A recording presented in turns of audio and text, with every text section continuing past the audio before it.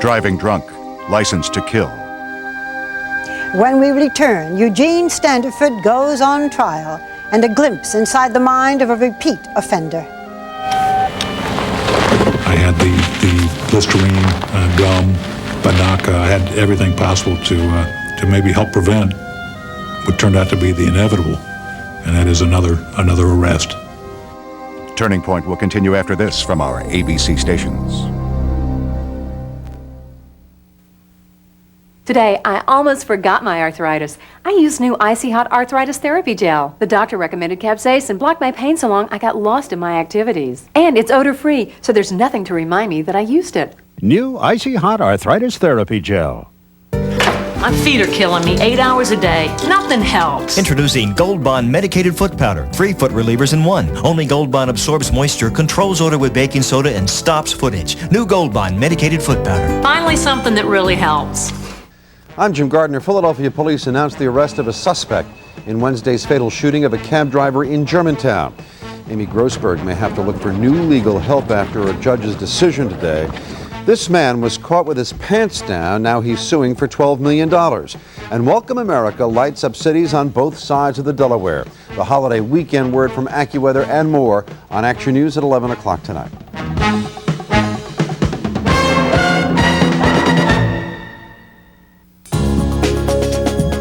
Baywatch is on tonight.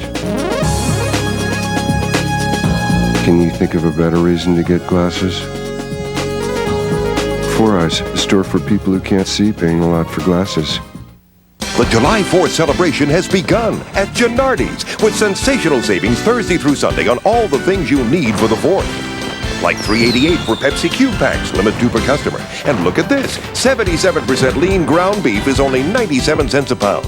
And live 1 to 1 1/4 pound lobsters, just $4.88 a pound.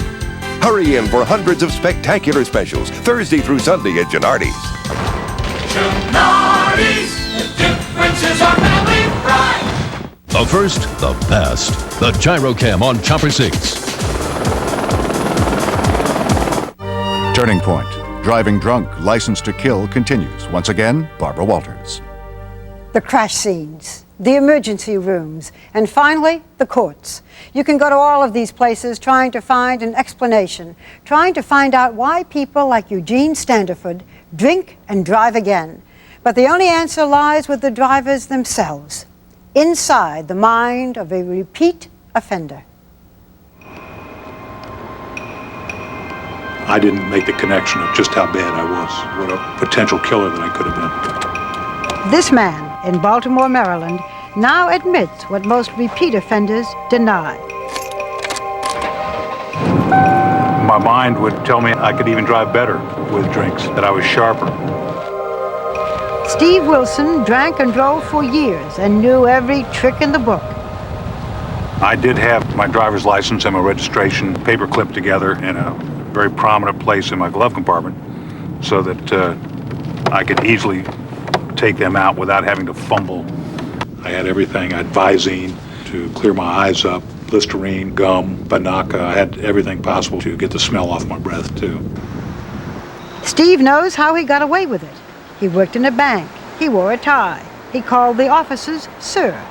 What I would try to impress on the arresting officer would be that I am a strong member of the community, that I had children. Many times they would see that and say, well, you know, we understand, but we don't want you to drive. I'd say, look, at anything you can do to get me home, I'd appreciate it. And many times they would give me a ride or call a cab for me. Even after his drunk driving maimed a man, putting him in a wheelchair, Steve kept driving. When I was charged with driving while intoxicated, the defense attorneys, even if they couldn't get me off totally, would get the ticket reduced to driving under the influence. It took 15 years of drinking and driving, 10 arrests, 5 convictions, before Steve faced a judge who stopped him cold. She threatened him with 2 years in prison. Now he's back in court every month, voluntarily, to remind himself of that fear that ended his drunk driving career. That's a feeling that I never want to forget. When I see that person standing up and walking up in front of the judge I try to remember, and I do remember, what it felt like when I was doing that. What were you drinking? Beer. How many did you have? 2? Didn't everybody have 2 beers? Steve now runs a program called Crossroads to help other drunk drivers, other repeat offenders. Please give me a break and I'll never do it again. You're not going to tell a judge I'm going to do it again. Steve claims that less than 10% of his program participants drive drunk again. Although every program helps some drivers, study after study shows treatment programs without jail time are no more effective than license suspension. And neither worked for Eugene Standiford.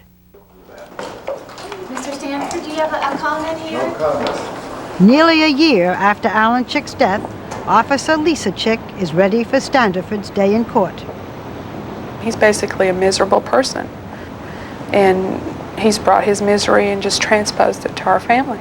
And basically, if I can, he'll spend the rest of his life in prison. I mean, that's my ultimate goal. I talked to you about the proposition that under Texas law, it is not against the law to drink and drive. It's not against the law to have alcohol in your body and drive and operate a motor vehicle on a public street and highway. The trial begins as expected. Testimony from witness Julie Wright about Alan Chick's last moments, videotape shot at the scene. You can even see steam coming off of their breath, can't you? It's cold. Then Randy Taylor begins his attack on the state's most crucial evidence. He contends that the blood alcohol test, the test that showed that Standiford was drunk that night, was mishandled. Yes, it did. The seal on the top, the very top of the vial, did you place that there? I did. Okay, so... He calls an expert who claims that the blood in the vial is either that of a diabetic or was so badly cared for that its alcohol content is meaningless. The test results could never be relied on because in a case like that, there'd have to be an absolute certainty of contamination to the sample. In a men's room down the hall, Standiford's blood is drawn to compare it to the vial. Expert testimony lasts a full day. The prosecution attacks the defense expert. Was the alcohol level completely unreliable? All Taylor needs to raise is reasonable doubt in one juror. In the end, he cast this case as a tragic but simple traffic accident. My client's going up a hill and around the corner in the dark, 3:49 in the morning, it's raining. The prosecutors say it's simple, all right. A simple case of manslaughter. And those are the brutal facts. And not all the speculation, loud talking, boot stomping, defense experts in the world will change those very facts. This man is guilty of involuntary manslaughter, and now it's time for you to tell him so. The defendant will rise. The verdict reads, we, the jury, find the defendant Eugene Lee Standiford guilty of the offense of involuntary manslaughter as charged in the indictment. This time, the jury had no doubt. But will Eugene Standiford, with at least 10 prior drunk driving convictions, get another slap on the wrist? The prosecution team appeals for the maximum sentence. You look at me and you tell me now that this was not a deadly weapon. And who knows better than him? Like some drunken energizer buddy. He keeps going and going and going. He's in the hospital from these records. He keeps driving while intoxicated. He is arrested. He is charged. He is convicted and sentenced again and again and again, and he keeps driving while intoxicated. How much are we going to take? The jury deliberates for only 2 hours. The court then sets your punishment by sentencing you to life in the penitentiary. You understand the sentence as I've given it to you. You have the right to appeal this decision by giving notice of appeal within 30 days of today's date. If you're unable to afford an attorney for your appeal, one will be provided for you. Do you understand that?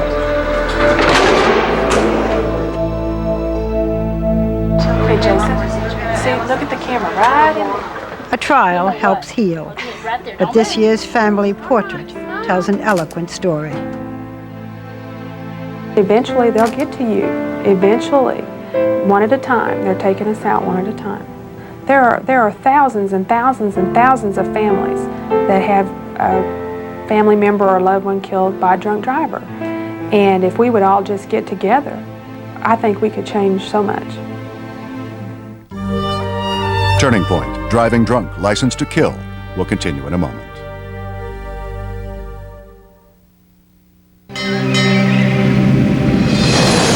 Full speed ahead. Got it. Ever notice how some companies stay on course, no matter what the pace? It helps to have the right crew. With Sprint, you'll find new ideas and people will work with you one-on-one. Has the data network cut production time? Sure, now our designers collaborate online. How about your suppliers? Tokyo's online now. We're right on schedule. Count on your Sprint team to keep your business moving forward. Gail, you ready for a test drive? Let's go for it. We help your business do more business. Call Sprint Business.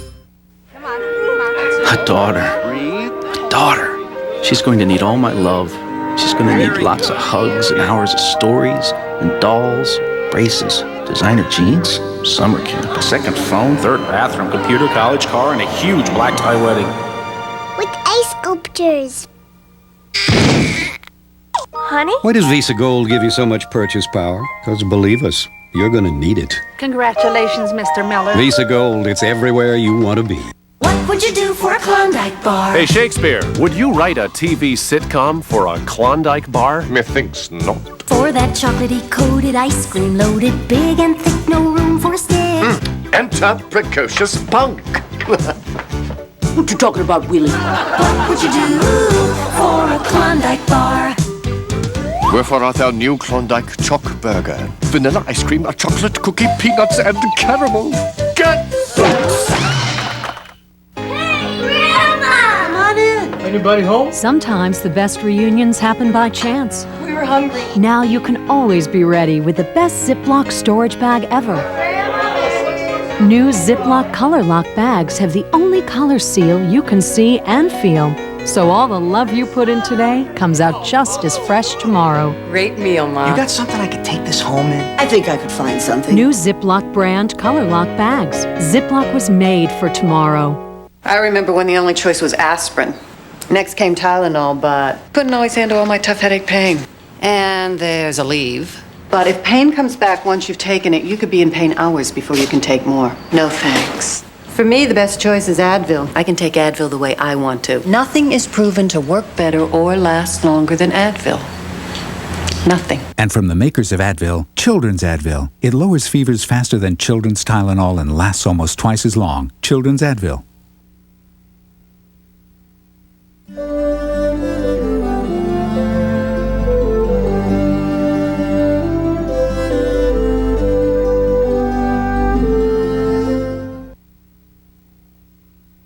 ABC Late Night tonight. On Nightline, 50 years after Roswell, 3 out of 4 Americans believe our government is keeping UFOs secret. And should gay marriage be legalized? Should Floyd kiss Scott? You want a big sloppy kiss? Nightline and Politically Incorrect. ABC Late Night tonight. Raul Marquez is undefeated in 26 professional bouts. He makes the first defense of his IBF junior middleweight crown against Olympic medalist Romales Ellis. Live Saturday on Wide World. La alegría de ganar y la agonía de perder. Next Thursday, from the mouths of America's most dangerous terrorists, what goes on in their minds? Turning Point at a special earlier time, 9, 8 Central, next Thursday. At Room Plus, you can choose from 1,000 bed combos and about 30 colors. Cut! Oh, it's that kid again. You mean Dennis? He's why everything you buy at Room Plus is Dennis the Menace proof. Look at that neat stuff just around the corner, Ruff. Room Plus celebrates your kids' independence with furniture that's made for them at super sale prices for you. Come on, Ruff. Let's check out the loft. Don't forget, save big at our July 4th sale. And be safe. Room Plus, just around the corner.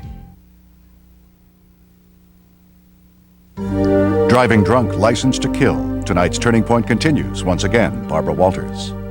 Attitudes towards drunk driving have changed markedly in the last 2 decades. Alcohol deaths dropped by 40% as public awareness made it socially unacceptable to drink and drive. On top of that, sobriety checkpoints and the increased threat of jail have put muscle into the law. But since we first brought you this story in 1994, drunk driving statistics are inching up again. And some believe that the problem will never go away because nothing seems to make a dent in the behavior of repeat offenders. Angry families want the kind of justice the Chick family received. A repeat drunk driver finally put away for his crimes. But it seems that despite society's good intentions, it isn't until someone is killed or injured that the system is willing to take action. It happens all too often. 17,000 people died at the hands of drunk drivers in 1996. Eugene Standiford remains in prison. He tried to appeal his case without Randy Taylor, but the highest courts in Texas have declined to hear his appeal and affirmed his sentence.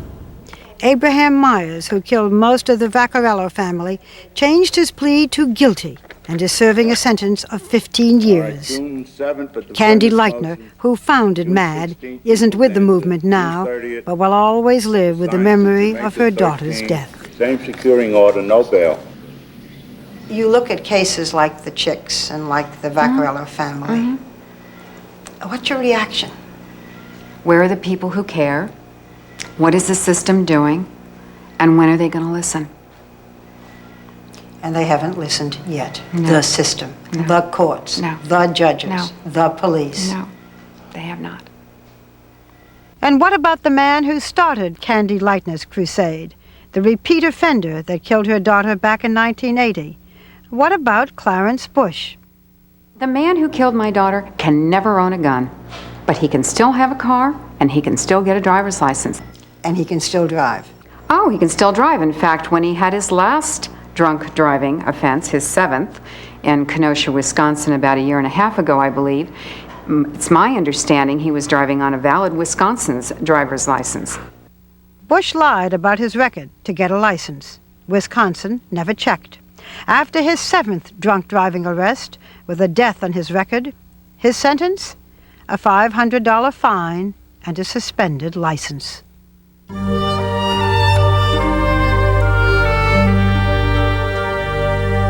Was pronounced dead on arrival at Memorial Hospital. An autopsy will be conducted to determine the exact cause of death. Fortunately, there were no passengers on the bus and no other injuries. This was a very bad day for accused baby killer Amy Grossberg. A Delaware judge threw her chief lawyer off the case. Grossberg emerged from Wilmington Superior Court with attorney Robert Gottlieb. Judge Henry DuPont Ridgely agreed with the prosecution that Gottlieb violated a gag order by discussing the case on the ABC News program 2020. Grossberg burst into tears and fell into the arms of her parents when she heard the decision. Gottlieb says this wasn't necessarily the last word on his role. The only important person here is Amy. That's what brings us here. That's the only thing that counts. We certainly are going to appeal and do whatever we can do regarding this order. Grossberg said nothing in court today, but in an affidavit to the court, she said she was terrified at the prospect of losing her attorney 3 months before her trial. 8 people have been arrested in connection with a racial attack last June. In South Philadelphia, Samantha Starnes, an African-American, was all set to move into a house on the all-white 2500 block of Franklin Street. But before she could move in, the house was almost destroyed by vandals. Today, U.S. Attorney Mike Levy announced the arrests of 8 neighbors on charges ranging from civil rights violations to vandalism and perjury. Levy said his investigation was aided by others in the neighborhood who thought the vandalism was terrible and tipped off the law. Fundamentally, there are an awful lot of decent people out there who aren't going to tolerate this kind of conduct, and today's indictments are a result of that. Now, 6 individuals were charged with vandalizing the home. 2 neighbors were charged with perjury for allegedly lying about what they saw. Philadelphia police are still questioning one of 2 men in connection with a robbery and shooting at a check cashing agency that worked out of a truck. This was the scene this morning at 15th and Wood, just north of Vine Street. 2 gunmen attacked owner Bill Toland this morning, and Toland was shot in the right shoulder. Some of the stolen cash was dropped nearby, and police then stopped a red car on Grace Ferry Avenue. Inside, they found $20,000 in cash. The 2 occupants of that car were taken into custody. One has since been released, the other still being questioned. Toland is at Allegheny Hahnemann with a gunshot wound and a broken arm. Philadelphia police have recovered 4 custom bicycles stolen during the Core States bike race. The bikes, worth about $6,000 apiece, are now at the 35th Police District. They were stolen from the Coors cycling team last month and recovered tonight from a house on the 4600 block of Reach Street. No one is in custody, but police say an arrest could happen at any time. The July 4th holiday weekend is underway, and that means the exodus has begun to the Jersey Shore. This is the way it looked earlier tonight on the north-south freeway. Tens of thousands of motorists made for slow going on Route 42, leading to the Atlantic City Expressway and the Black Horse Pike. And this is the reason for the rush: the sun, the sand, and the surf. Action News was in North Wildwood today, where the crowds were already building on the beach, in the water, and on the boardwalk. Merchants say that they expect a banner weekend at the cash register. And this is Atlantic City from Sky 6. A shaky night. It's windy at the shore. It is a favorite pastime, walking the boards on the 4th of July weekend. Maybe some action in the casinos as well. Now, the only question is the AccuWeather forecast. Let's check in with Dave Roberts. David? Well, Jim, it is pleasantly warm out here.